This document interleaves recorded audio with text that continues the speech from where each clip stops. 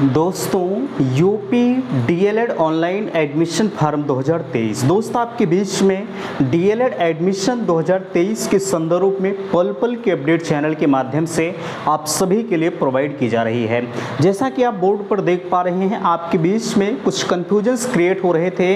Video के माध्यम से हम सारे कन्फ्यूजन्स को दूर करने का प्रयास कर रहे हैं। सबसे पहले यहाँ मैं बताना चाहूँगा कि आपके बीच में नंबर दिया जा रहा है 9452331053। अगर आपको डीएलएड के संदर्भ में किसी भी प्रकार की समस्या होती है तो बिल्कुल आप इस नंबर पर मुझे अवगत करा सकते हैं। और आप सभी के लिए मैंने व्हाट्सएप ग्रुप बनाया हुआ है जिसकी लिंक मैंने डिस्क्रिप्शन बॉक्स में दे रखी है। अगर आपको ग्रुप को ज्वाइन करना है तो आप डिस्क्रिप्शन बॉक्स को ओपन करें और आप व्हाट्सएप ग्रुप में ऐड हो जाएं। ठीक है, आपकी सारी समस्याओं का निदान वहां पर मिलता रहता है। चलिए यहाँ देख पा रहे हैं और भी एक सबसे बड़ी चीज आपके बीच में वायरल की जा रही है, 87,172 फॉर्म होंगे निरस्त। ठीक है, इसमें कितनी सच्चाई है?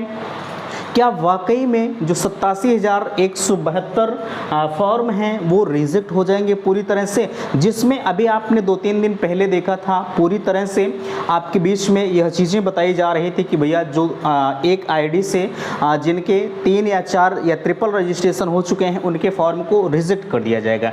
ठीक है, इसमें कितनी सच्चाई है? क्या वाकई में फॉर्म रिजेक्ट होंगे या नहीं होंगे? यहाँ चीज़ें हैं, यहाँ लिखा जा रहा है अभी तक के आंकड़े की हम बात करें तो 5 लाख रजिस्ट्रेशन जो है वो पूरी तरह से क्रॉस कर चुका है। ठीक है, क्रॉस क्या, अब तो हालांकि देखा जाए रजिस्ट्रेशन की जो अंतिम तिथि थी वो समाप्त हो चुकी है। आप कल तक, यानी अगर आपने पिछले 31 तारीख तक जो है या 31 तारीख तक आपने रजिस्ट्रेशन को किया, उस रजिस्ट्रेशन के बाद आप सभी ने जो है फीस को पेमेंट किया। ठीक है, फीस पेमेंट करने की जो तिथि है वो अभी कल आपके बीच में मध्य रात्रि 12 बजे तक आप फीस का पेमेंट कर सकते हैं। ठीक है, ये चीज़ें आप समझ पा रहे हैं। अगर इसी के क्रम में हम कहें, आप देख पा रहे हैं जैसा कि जो है चीज़ें यहाँ दिया जा रहा है, जो 5 लाख रजिस्ट्रेशन की बातें कही जा रही है, हालांकि अभी फीस पेमेंट करने की बात जो डेट है वो कल तक है। लेकिन सवाल उठते हैं कि आखिरकार जो फाइनल सबमिट फीस भी जमा कर दिए हैं, फाइनल प्रिंट भी निकाल लिए हैं, वो कितने अभ्यर्थी कर सकते हैं? देखिए, एक अनुमान लगाया जा रहा है कि कम से कम यह मानकर चला जा रहा है कि लगभग 3.5 लाख अभ्यर्थी जो है फीस को जमा करेंगे। फीस जमा करने के बाद अपने फाइनल प्रिंट को वो निकालेंगे। ठीक है, यह महज एक आंकड़ा आपके बीच में दिया जा रहा है, अभी एग्जैक्ट नहीं है। ठीक है, एग्जैक्ट आंकड़ा किसी के पास नहीं है। एक आंकड़ा है सिर्फ 5 लाख रजिस्ट्रेशन का, चूंकि आपको पता है 5 लाख रजिस्ट्रेशन में कितने लोग 3 बार कर दिए हैं, कितने 4 बार कर दिए हैं, कितने लोग 5 बार कर दिए हैं। ये समस्याएं देखने को मिली है और मैंने आपको बताया था कि जितनी बार आप रजिस्ट्रेशन करिएगा हर बार अपने ईमेल आईडी और फोन नंबर को चेंज करिएगा। आपने नहीं माना, फाइनली आप निरस्त की श्रेणी में आए हुए हैं। ठीक है, तो कभी कभी किसी की बात को मान लेना चाहिए। ठीक है, बहरहाल इसके जिम्मेदार आप खुद हैं। अब यहाँ मैंने कहा आपसे 5 लाख रजिस्ट्रेशन तो हुए हैं, लेकिन किसी ने 2 रजिस्ट्रेशन किया, किसी ने 4 कर दिए, ऐसे में सभी को काउंट किया जा रहा है। ऐसा नहीं है कि आपने जो फाइनल सबमिट किया है उसी को काउंट है। नो, सभी जितने रजिस्ट्रेशन हो, चाहे आपका वो रिजेक्ट होगा, चाहे आपका फाइनल सबमिट हुआ है या नहीं हुआ है, सबको काउंट किया करके एक आंकड़ा निकाला गया कि जो रजिस्ट्रेशन की संख्या है वो 5 लाख जो है पार कर चुकी है या लगभग 5 लाख हो चुके हैं। ठीक है, चलिए इतनी चीजें आपको समझ में आया। अब यहाँ फॉर्म रिजेक्ट नहीं होगा, कॉलेज वाले कर रहे सहयोग। देखिए, अभी तक जो आपके बीच में जो फॉर्म रिजेक्ट की बातें कही जा रही थी कि भैया आप जो है सभी का फॉर्म रिजेक्ट हो जाएगा, तो आज जो है कई कॉलेज वाले इसके फेवर में आए और उनसे मेरी बात भी हुई। वो कह रहे हैं कि भैया जो फॉर्म रिजेक्ट की बातें हैं अभी फिलहाल के लिए वो पूरी तरह से निराधार हैं। ठीक है, एक चीज़ मैं कहूँगा, जब तक मैंने आपको पहले भी कहा था कि जब तक पीएनपी जो है किसी अपने लेटर पैड पर, किसी ऑफिशियल वेबसाइट पर जो है इसके संदर्भ में वो प्रूफ नहीं कर देता कि हम सारे फॉर्म को रिजेक्ट करेंगे जिनके 1 आईडी 2 आईडी से हुआ होगा। ठीक है, जब तक वो प्रूफ नहीं कर देते तब तक हम किसी चीज़ को मानने के लिए तैयार नहीं है। ठीक है, पेपर वाले जो भी निकाल दे उनके ऊपर होता है, वो कुछ भी निकाल दें, वो बात की बातें होती है। लेकिन अभी तक पीएनपी के ऑफिशियल वेबसाइट पर कहीं इतने कॉलेजों की लिस्ट आपने नहीं देखा होगा कि नहीं इनके जो फॉर्म है वो रिजेक्ट हो जाएंगे। ठीक है, आपने नहीं देखा होगा। मैं आपसे बार बार कहता हूं, आप किसी की बातों में ना आए। जो है पेपर में भी निकला था कि जब आपकी स्टेट रैंक जारी होगी, स्टेट रैंक के पहले जो है यानी स्टेट रैंक जारी होने से पहले फॉर्म को जिनका रिजेक्ट होना होगा वो हो जाएगा, लेकिन जब तक पीएनपी ऑफिशियल वेबसाइट पर कुछ नहीं दे देता तब तक हम इस चीज़ को प्रूफ नहीं करते। अब यहाँ हम कह रहे थे कि फॉर्म कॉलेज वाले कर रहे सहयोग, हाँ उनसे मेरी बात हुई, वो भी कह रहे हैं कि भैया ऐसा कुछ नहीं है, फॉर्म किसी का रिजेक्ट नहीं होगा। अब देखिए वैसे ये सार्वजनिक मंच है, उन्होंने क्या कहा हम फैक्ट चीज़ें आपको नहीं बता सकते, ठीक है, चूँकि मामला कॉलेज का होता है, मामला गंभीर हो जाता है, ये सोशल मीडिया है, ठीक है। अब यहाँ उनके द्वारा जो चीज़ें कही गई, उन्होंने ऐसा ही कहा कि भैया फॉर्म रिजेक्ट किसी का नहीं होगा। मैंने कहा सर पेपर में भी आया था, उन्होंने कहा मैंने भी पेपर देखा था, लेकिन फॉर्म रिजेक्ट का जहाँ तक सवाल है कोई भी फॉर्म रिजेक्ट नहीं होगा। अब कैसे रिजेक्ट नहीं होगा, उन्होंने कैसे ये बातें कही हैं, कहीं ना कहीं ये आने वाला वक्त तय करेगा कि फॉर्म रिजेक्ट होता है या नहीं होता। वैसे हर कोई चाह रहा है, इस श्रेणी में सबसे ज़्यादा कॉलेज वाले ही आ रहे हैं फॉर्म रिजेक्ट के, अगर होता भी है क्योंकि उनके पास एक ही आईडी होती है, वो एक ही आईडी पर जितने लोगों का फॉर्म लिए हैं सभी का उन्होंने सेलेक्ट करके जो है फाइनल सबमिट कर दिया है, सबसे ज़्यादा वही आ रहे हैं, ठीक है। ऐसे में सबसे ज़्यादा परेशान कॉलेज वाले भी हैं, ठीक है, आपसे ज़्यादा परेशान है, ऐसा नहीं आप स्टूडेंट हैं तो आपसे ज़्यादा कॉलेज वाले परेशान। यार जरा सा विचार करें, 87,000 फॉर्म अगर रिजेक्ट होंगे तो कहीं ना कहीं जो लोग जिनका फॉर्म रिजेक्ट होगा, आप कितने कॉलेज वाले खुद किए होंगे, उनका तो एकदम से चला जाएगा, ठीक है। तो ये सवालों के घेरे में उठता है, उनके द्वारा ये चीज़ें कहा गया कि इसके लिए जो है अगर ऐसा कुछ होता है तो बिल्कुल उन्होंने कहा कि अब क्या बताएं, फिलहाल के लिए जैसा भी होगा आपको चैनल के माध्यम से बताया जाएगा। लेकिन ये पूरी तरह से ये गलत हो रहा है भाई। अगर आपको रिजेक्ट करना था तो आप पहले बता दिए होते कि नहीं, आप जब आवेदन करिएगा तो आईडी प्रूफ अपना चेंज करके करिएगा। आपने तो ये चीज़ें नहीं बताया, ठीक है, सिर्फ आपने ये बताया है कि आपका अगर आवेदन या रजिस्ट्रेशन गलत हो जाता है तो आप दोबारा से रजिस्ट्रेशन कर दीजिए। जो पिछला रजिस्ट्रेशन है वो आपका निरस्त माना जाएगा, जो लेटेस्ट यानी जो अंतिम रजिस्ट्रेशन है वो आपका सही मान लिया जाएगा, ठीक है। ये चीज़ें आपने बताया, लेकिन ये नहीं बताया है कि रिजेक्ट जो है अगर आप एक आईडी से कर रहे हैं या 2 आईडी से कर रहे हैं तो फॉर्म आपका रिजेक्ट होगा, ये चीज़ें आपने नहीं बताया, ठीक है। तो ऐसा तो फिलहाल के लिए नहीं होगा, चाहे कितना भी इसके लिए लड़ना पड़े वो चीज़ें मंजूर है, ठीक है। चलिए यहाँ काउंसलिंग की प्रक्रिया समझ लें। मैंने आपको काउंसलिंग के बारे में बताया था कि 15 तारीख को जो आपकी काउंसलिंग प्रक्रिया स्टार्ट है, 12 तारीख को आपकी स्टेट रैंक जारी हो गई। अब कोई कह रहा था कि भैया स्टेट रैंक क्या होती है। देखिए मैं मानकर चलता हूं कि 3.5 लाख अभ्यर्थियों ने फाइनल सबमिट कर दिया, ठीक है। अब फाइनल सबमिट जो 3.5 लाख अभ्यर्थियों ने किया है, उसी फाइनल सबमिट में आपकी जो स्टेट रैंक है वो निकाली जाएगी, ठीक है। जैसे 3.5 लाख अभ्यर्थी आ रहे हैं, ठीक है, 3.5 लाख अभ्यर्थियों को एडमिशन लेना है तो 3.5 लाख अभ्यर्थियों की जो काउंसलिंग प्रक्रिया है वो कई चरण में करवाते हैं, वो पीएनपी के ऊपर डिपेंड है, ठीक है। एक चरण में होता है, वैसे 15 तारीख से जो है आपकी काउंसलिंग प्रक्रिया प्रारंभ है, मैंने उसे हमने चैनल के माध्यम से आपको बता भी दिया है, ठीक है। लेकिन यहाँ आप कह रहे थे कि रैंक क्या होती है।